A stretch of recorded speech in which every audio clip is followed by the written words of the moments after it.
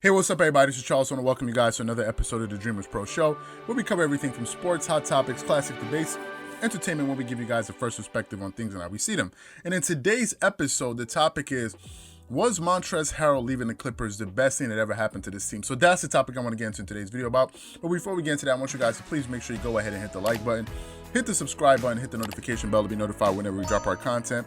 Also, be sure to check out our Dreamerspro premium platform that we're launching next week, and also be on the lookout for Dreamerspro.com, which is coming at the end of this month. So let me go ahead and get into this topic here. Now, I know it's Friday. Again, it depends on when you guys see these videos. And there are going to be some games coming on this weekend that we're going to get to. But this topic came to me late last night. So I said, okay, let's produce something on it today. Now, a few things made me think that. All right, I was watching a bit of the Lakers versus the Spurs game. And the Lakers lost that game, and I'm not here bashing the Lakers. I'm just pointing out a fact, right? And I was looking at how Montrezl Harrell has been kind of fitting in with the Lakers. And if we look at the Lakers last season, man, they were a juggernaut on defense. Even Jeff Van Gundy said it, that they're the most talented team on defense. They're the best defensive team in the league. And we really saw them flex their defensive muscles in the playoffs, especially in the post, right? Because they had some very great 5s and 4s and 3s that could play great defense. If you think of LeBron James, when he got into the playoffs, he had a point that he wanted to prove. He started playing great defense.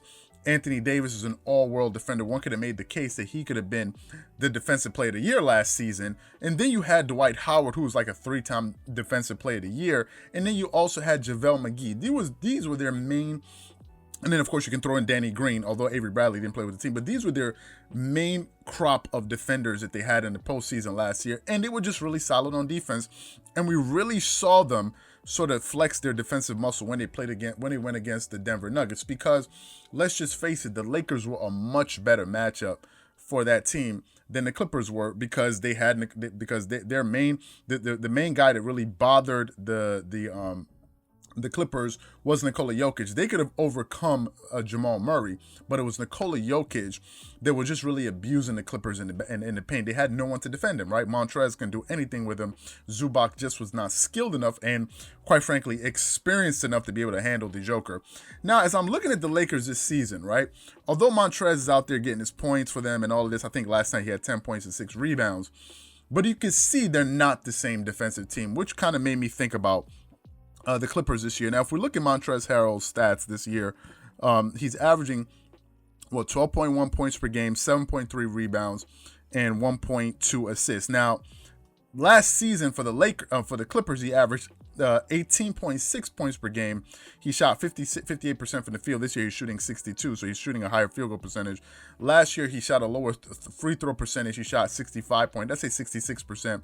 This year he's shooting 70%, so his free throw shooting improved. His rebounds went up by 0.2, so he's doing better there.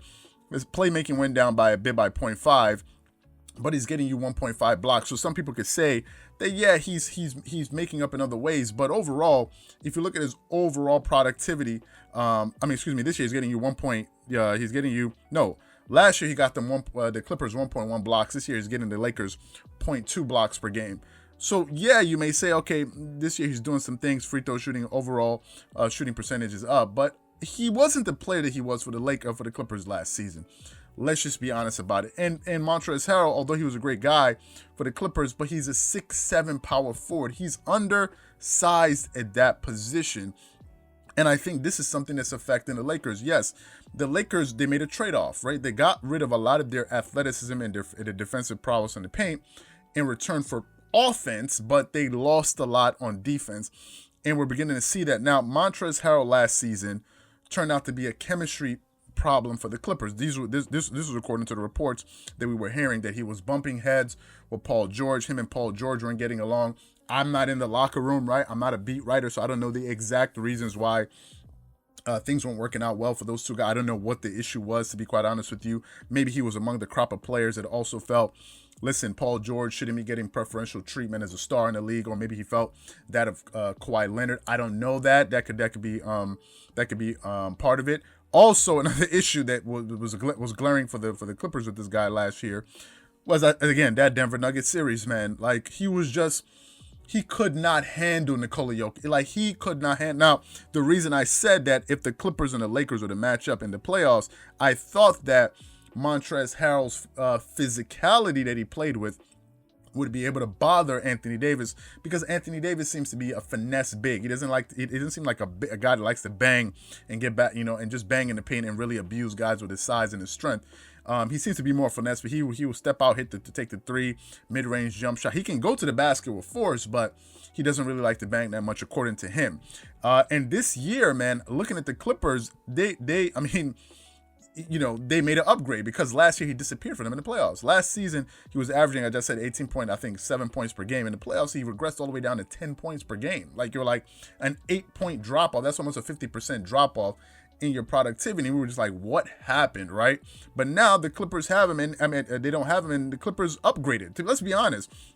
With the acquisition of Serge Ibaka, it was an upgrade. There's no two ways to slice it. Serge Ibaka is an upgrade on defense, because he's a legitimate 7-footer. He's led the league in block shots twice in his career. He may not lead the league now at this stage in his career. I think Serge is 31 years old. He's not going to lead the league in shot blocks at this stage of his career, but he can provide a great defensive presence, especially in the start of games, right? He can set a defensive tone for the team that can carry over in later quarters, right? So he's doing that. He's a much better chemistry guy.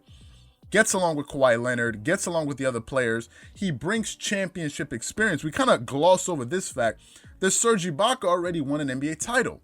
He's already been through the war of trying to win an NBA title. He has that, and he's bringing championship experience to the team. Believe it or not, Serge Ibaka is the only other player on that Clippers team that has championship experience, to the best of my knowledge. I don't think any of them do. Not Lou Williams, not any of these other guys, Paul George, none of them have championship experience, with the exception of Serge and Kawhi. That's going to help, especially in the playoffs. He's a great chemistry guy, and he's a versatile guy, right?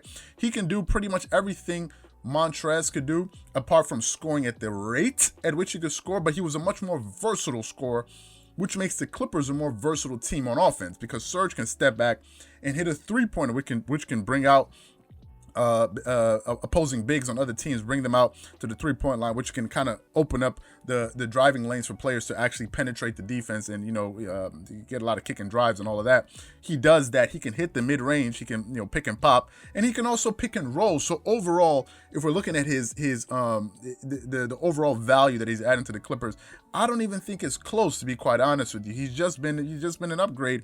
Now, letting Montrezl Harrell go, I think, was one of the best things that the Clippers did. And the player that they replaced him with was the key. It wasn't just letting him go, but they let him go, and then they got somebody else that is just a much better fit, and I think is going to bode well for this team later in the season. Now, granted, the Clippers and the Lakers do have an identical record.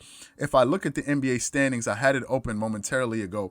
I think they're all tied for the number 1 seed, but I think the Lakers are the number 3. I think the Clippers are the number 2, and I think the Phoenix Suns are the number 1 seed in the Western Conference. So I think those were the last standings. If I can remember well, if you just give me a second here, let me just pull them up. But last time I checked, I think the Lakers, yes, exactly. The Phoenix Suns are the number 1 seed in the West. Clippers are the number 2, and the Lakers are the number 3. Although the Clippers and the Lakers do have an identical record at 6-3, right? But the reason, obviously, the Clippers have that lead is because they beat the Lakers once. I think if they played the Lakers again and it's a tie, then I'm not sure how that would work. But overall, just thinking about it, man, I think they had a major upgrade, and I think letting him go might have been one of the best things that's ever happened to them. And speaking of thinking of Brandon Marshall, who was on First Things First, a former NFL tight end, who talked about chemistry in the locker room. He spoke about this. He said it's integral to a team's success for them to have